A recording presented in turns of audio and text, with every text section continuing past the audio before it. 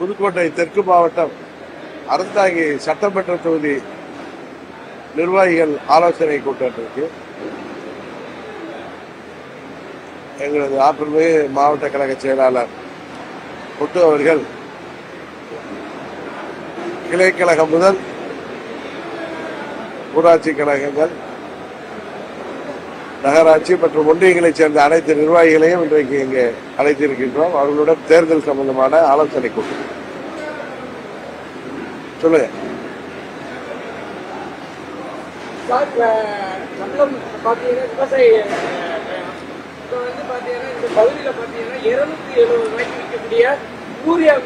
கடைகள்ல வந்து 400 ரூபாய்க்கு விற்கிறாங்க.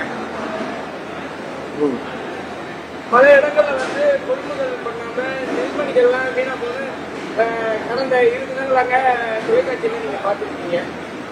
நீங்களும் வந்து இந்த பகுதியை சேர்ந்த டெல்டா பகுதியை சேர்ந்தவங்க. இந்த விவசாயிகள் பற்றி உங்களுடைய கருத்துக்களை சொல்லுங்க. அதாவது இந்த ஆண்டு நெல் விளைச்சல் அதிகமாக இருந்தாலும் மழை பாதிப்பான விவசாயிகள்லாம் மிகவும் பாதிக்கப்பட்டிருக்கிறார்கள். அதனால விளைந்த நெல் எல்லாருக்கும் அறுவடை செய்யப்பட்ட நெல்லை எல்லாம் அரசாங்கம் கொள்முதல் செய்ய வேண்டும். விவசாயிகளுக்கு உரிய இழப்பீடு வழங்கப்பட வேண்டும் என்பதுதான் எல்லோருடைய விருப்பம். அதை தான் நாங்களும் சொல்றோம்.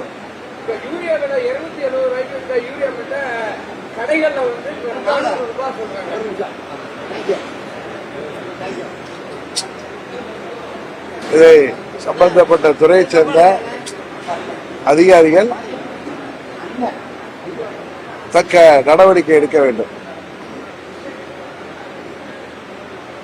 கடந்த சில தினங்களுக்கு முன்னால் தொடர்ந்து வந்து அதிமுகவை சேர்ந்த எடப்பாடி அவர்களை விமர்சனம் செய்து ஒரு கருத்துக்களை கூறி வந்திருக்கீங்க.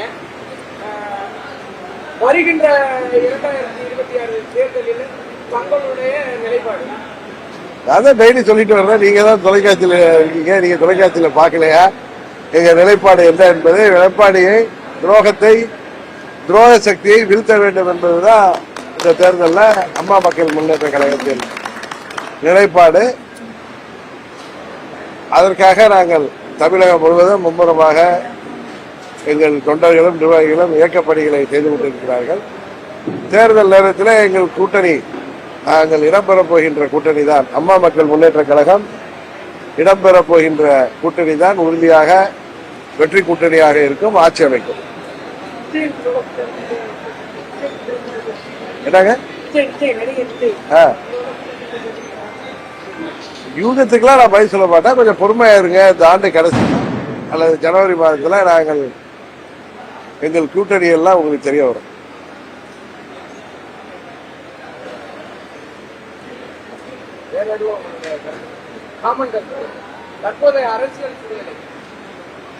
ஏற்றுதான் சொன்னேன். புதுக்கோட்டையில விரிவா கேட்டாங்க.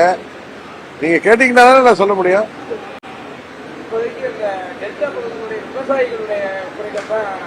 அதுதான் ஒரு பகுதியில வந்து நெல் மூட்டை போட்டு ஒரு லாரி போயிருக்கு.